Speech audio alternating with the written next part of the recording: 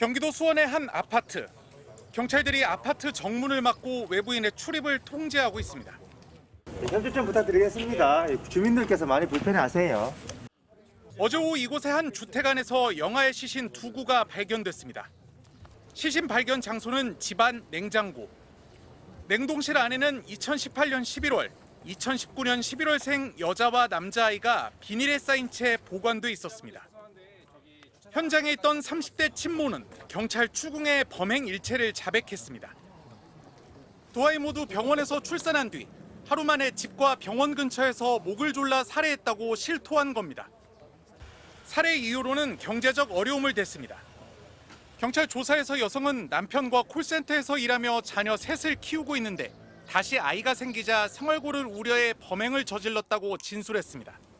또 남편에게는 두 아이 모두 낙태를 했다며 출산 사실을 숨겨왔다고 주장했는데 남편 역시 이런 아내의 말을 의심하지 않았다고 진술한 것으로 전해졌습니다.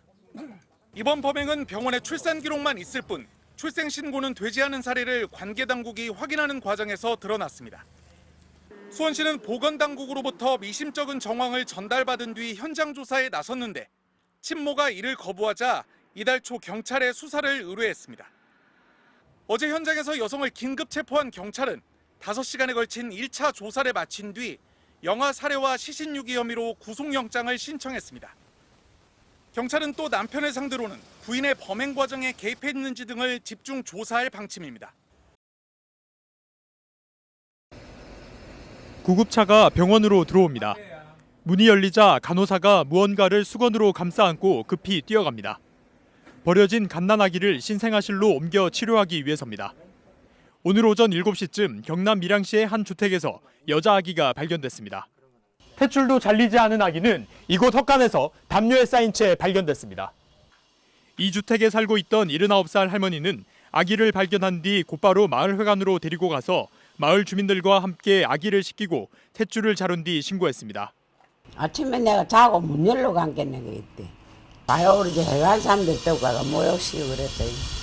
병원으로 옮겨진 아이는 2.7kg으로 비교적 건강한 것으로 알려졌습니다. 아기의 다리 곳곳에는 어디엔가 물린 듯 붉은 반점이 선명했지만 병원 측은 생명에는 지장이 없다고 밝혔습니다. 아이가 맨 처음에는 대원님이 안고 있었을 때 미동이 없었는데 건드리니까 조금 움직이더라고요. 그리고 가다가 보니까 아이가 좀 소리를 냈었어요. 그래서 살아있구나. 그래서 제가 더 빨리 갔던 것 같습니다. 경찰은 CCTV 분석과 목격자 조사를 토대로 누가 아기를 버리고 갔는지 뒤쫓고 있습니다. MBC 뉴스 서창우입니다. 경남 창원의 한 기차역 풀숲에 검정색 비닐봉지가 버려져 있습니다. 봉지 안에는 여자아이의 시신이 있었고 유전자 분석 결과 35살 정모 씨의 친자로 확인됐습니다. 경찰에 붙잡힌 정 씨는 지난 2014년 11월 지인의 집에서 몰래 아기를 낳은 뒤 살해해 시신을 봉지에 담아 버린 혐의를 받고 있습니다. 이뿐만이 아니었습니다. 떠돌이 생활을 하던 정 씨는 2013년 6월에도 창원의 한 찜질방에서 아이를 낳고 살해한 뒤 봉지에 담아 공터에 버린 혐의도 받고 있습니다. 시신을 버린 곳은 지금 다른 건물이 들어서 시신을 찾을 수도 없습니다. 지적장애 3급인 정 씨는 형편도 안 되고 키울 자신이 없어 이 같은 일을 저질렀다고 진술했습니다. 술도 많이 마시고 담배도 많이 피고 했는데 결국 애를 버릴 생각에 비닐봉지를 준비를 했고. 정 씨와 수차례 동거를 반복한 아이의 아버지는 아기를 살해했다는 얘기를 듣고도 신고하지 않았습니다. 경찰은 영아 살해와 사체 유기 혐의로 정 씨를 구속하고 정 씨가 비슷한 범죄를 또 저지르진 않았는지 수사하고 있습니다. MBC 뉴스 이상훈입니다.